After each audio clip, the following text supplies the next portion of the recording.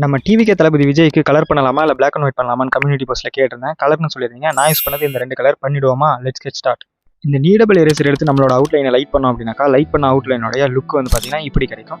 இப்போ நம்ம ஐஸுக்கு ஆல்ரெடி போட்ட அவுட்லைன் மேலே டார்க் ப்ரௌன் எடுத்து யூஸ் பண்ணிட்டு கிரே கலர் யூஸ் பண்ணி 2வது கோட்டிங் கொடுத்துட்டு 3வது லேயருக்கு நம்ம பிளாக் கலர் யூஸ் பண்ணோம்னா நமக்கு கண் இப்படி கிடைக்கும். 2 கண்ணு வரைஞ்சதுக்கப்புறம் இந்த லுக் நமக்கு கிடைக்கும். ஐப்ரோ ஒன்றும் கிடையாது, சிம்பிள் தான். நம்ம ஸ்கின் டோன் கலர் யூஸ் பண்ணிட்டு கிரே கலர் யூஸ் பண்ணிட்டு அப்புறம் பிளாக் கலர் யூஸ் பண்ணால் நமக்கு ஐப்ரோ கிடைச்சிடும். ஸ்கின் டோனுக்கு எல்லா கலரையும் லைட்டாக யூஸ் பண்ணுங்க. ஃபர்ஸ்ட் நான் லைட் ப்ரௌன் யூஸ் பண்ணிக்கிறேன், 2வது ஆரஞ்சு கலர் யூஸ் பண்ணியிருப்பேன், 3வது எல்லோ கலர், அப்புறம் வந்து பார்த்தீங்கன்னா பிங்க் கலர். இதெல்லாம் யூஸ் பண்ணி முடிச்சதுக்கப்புறம் ஸ்கின் டோன் கலரை வச்சு நம்ம பிளெண்ட் பண்ணிக்கிறேன். பிளெண்ட் பண்ணதுக்கப்புறம் நமக்கு லுக் இப்படி வந்து கிடைக்கும். நம்ம ஐப்ரோ வரையறதுக்கு என்ன மெத்தட் யூஸ் பண்ணோமோ அதே தான் மீசைக்கு தாடிக்கு நம்ம யூஸ் பண்ணோம். நான் சொன்ன மாதிரி வரைஞ்சி முடிச்சிட்டிங்கன்னா இந்த மாதிரி ஒரு ஸ்கின் டோன் ஃபேஸ் கிடைச்சிடும்.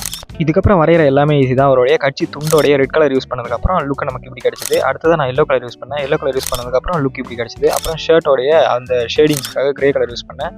ஃபைனலாக என்னோட டிராயிங் ஃபினிஷ் பண்ணிவிட்டு உங்களுக்கு விஜய் பிடிச்சிருந்துச்சி அப்படின்னா லைக் பண்ணுங்கள். அடுத்த ஒரு வீடியோவில் சந்திப்போம். பாய்.